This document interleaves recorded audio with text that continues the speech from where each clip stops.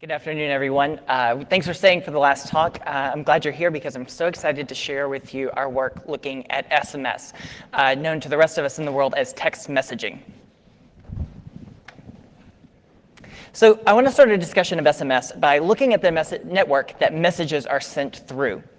And so if you open up a textbook and trying to figure out how text messages work, you're going to see a diagram that looks something like this. Text messages originate at a phone and are sent to a tower who then delivers the message into a network core. And so when we start building systems that rely on SMS, this is the network that we think we see. We think that when we send a text message, it's going to be transmitted through a trusted, secure, isolated network. But the truth is much more complicated. And the network actually looks something much more like this. So this network is vastly more open and much more complicated than we think it is. And in particular, it's possible for computers to send text messages to and from each other without actually ever touching the core network. Now, the upshot of this is that SMS is no longer a simple isolated channel.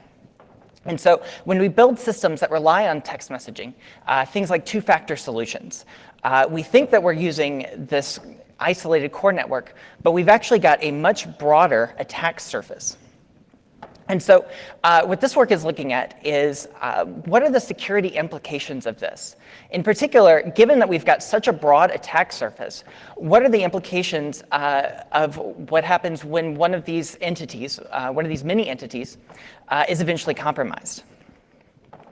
And so to answer this question, we collected a data set of over 300,000 text messages from entities known as public gateways in 28 countries over 14 months. Now, a public gateway is kind of a unique entity. Most of us have never seen one of these. But it's a website, and it looks something like this. At the top, there's a phone number that the website advertises, and it says, send text messages to this phone number, and they appear on this public website. And so you can kind of think of this as kind of a proto-Twitter, where messages are sent and posted publicly. And now these websites advertise themselves as a way to get a text message, maybe when your phone isn't working, or when you want to avoid spam or unwanted callers. And so we collected this data, and we're going to talk about the uses and abuses that we find in this data. So before we dive deeper, though, I want to talk just briefly about some of the ethical considerations we addressed. In particular, our paper features an extensive ethics discussion, and so if you've got any questions about the work that we did, we encourage you to take a look at that. I'm also available offline all this week to answer and have any discussions you might have. So the bulk of this data is sent to gateways by institutions. So we're talking about text messages sent from the Googles and Facebooks of the world. The data does, of course, include some personal messages and some messages containing sensitive information. Now, for the purposes of this research, it's important to understand that this is already public data made available on the web to anyone who goes to look at it. And it's clear to users that this data will always be public. And it's important to understand that messages that arrive at these gateways only arrive there because some user at some point said, this number, which actually posts publicly, I claim as my number. So that said, the most important thing to understand about the ethics of this research is that we cannot and do not attempt to de-anonymize, track, identify, exploit, or otherwise use the personal information of any users. And our analyses explicitly exclude personal messages. So what we're really looking at this study is how institutions are using SMS. So let's take a look at one of the most popular uses of SMS data, and that is for one-time passwords and verification codes, commonly seen in two-factor solutions. So one of the questions that we had was, are these systems using good randomness when they send out a PIN? And so to answer this question, we generated a heat map that looks something like this for several of our services. And what we did was we divided the 4-digit PIN space into a two-dimensional coordinate space. Your first 2 digits are on the vertical axis. Your final 2 digits are along the horizontal axis.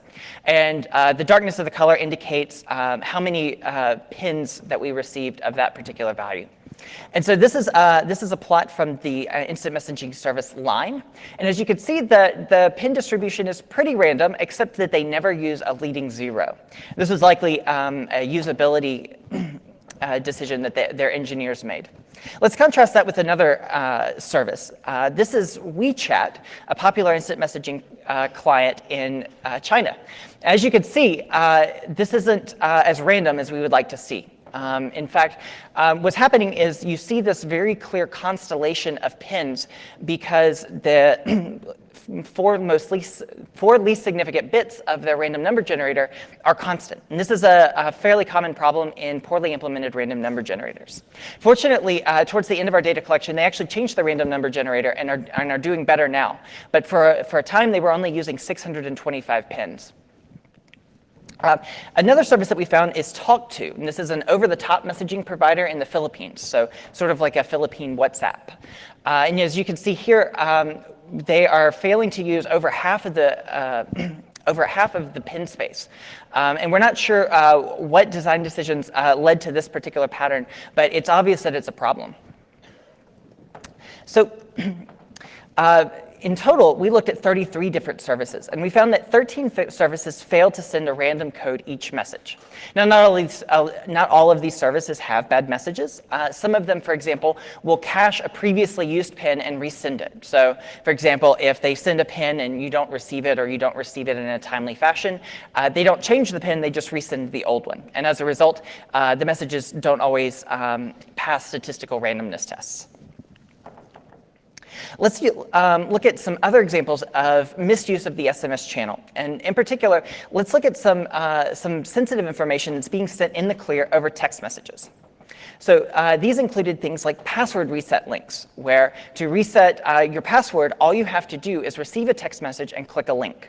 Now, this is problematic because with this one link, any user can, who has this message can actually click this link and recover the account. Similarly, we found usernames and passwords being sent in the clear, names and addresses, and worst of all, credit card numbers being distributed over SMS by banks. Now, these are instances of not only the credit card numbers, but the expiration dates and CVV codes. So everything that you need to make a purchase in a single text message.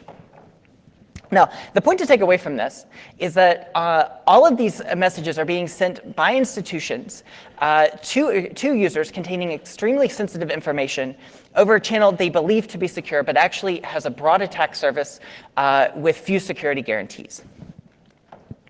So we also had some insight into other behaviors in our data, especially certain types of abuse. So, for example, we saw that 1% of our messages we were able to label as spam. And we also identified one long-running phishing campaign that would send you a message indicating that your lost iPhone had been found. And all you had to do was enter your iCloud credentials into their website to find your lost iPhone. They were sending this by text message. I'm not sure what exactly their goal was here. But the ultimate takeaway is that malicious SMS activity is a real but a relatively small phenomenon. If you're interested in this kind of work, we actually have a follow-up paper appearing at WiSec in July. So many services are now requesting a working phone number when an account is created. And this is one of the reasons they do this is to limit account creation for fraud and abuse. And so this is known as phone verified accounts. And in this work, we found that many, if not most, of our gateway users are actively circumventing phone-verified accounts. In fact, some of the gateways themselves advertise this as one of their features. One of the reasons we know this is that we could see that messages to numbers located in countries were often viewed outside of those countries. So a text message delivered to a number in the United States might be read by someone in Iran. We were able to see this because many of these messages contained URL-shortened links, things like bit.ly, that provide aggregated statistics publicly that we were able to take a look at. And I do want to make it clear that we only saw country-level data with this study.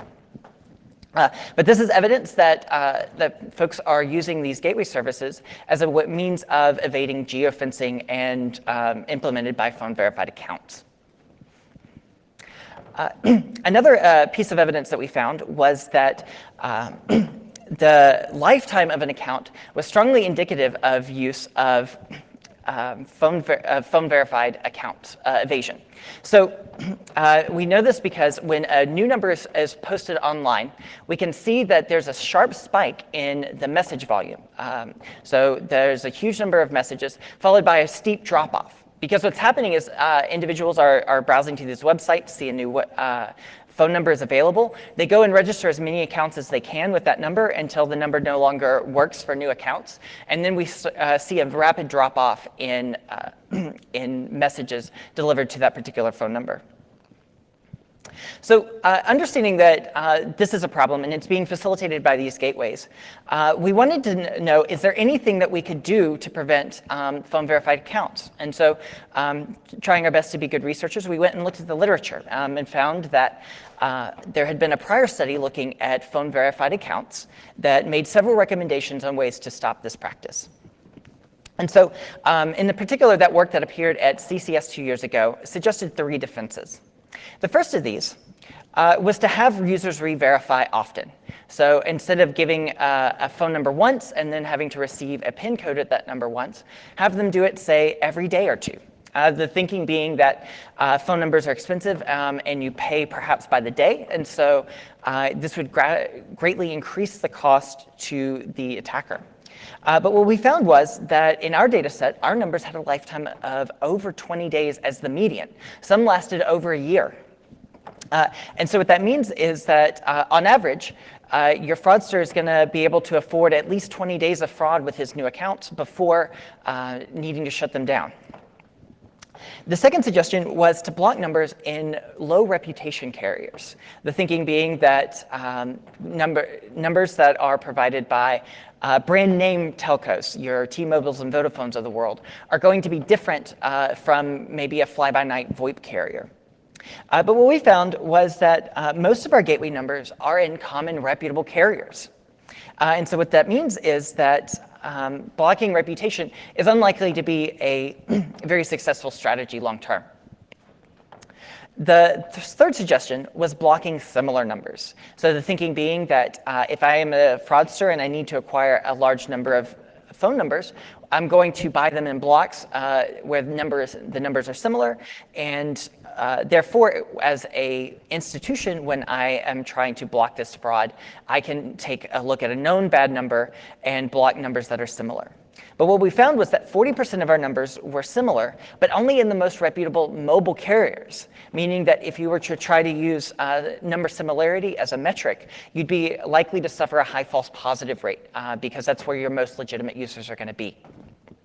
And so the takeaway from this is that phone verified account evasion is still very much an open problem, and it's going to be hard to detect or prevent. So I have 3 main takeaways from this paper. The first of which is that online gateways like these can give us insight into how text messages are used and abused in this modern SMS ecosystem. The second is that organizations regularly use text messages as a secure channel for sensitive information, despite the fact that there are limited guarantees and high risks of compromise. And the final takeaway is that gateway data provides insights into spam, phishing, and phone verified account fraud. And so with that, I want to thank you for your attention, and I'll be happy to take your questions now.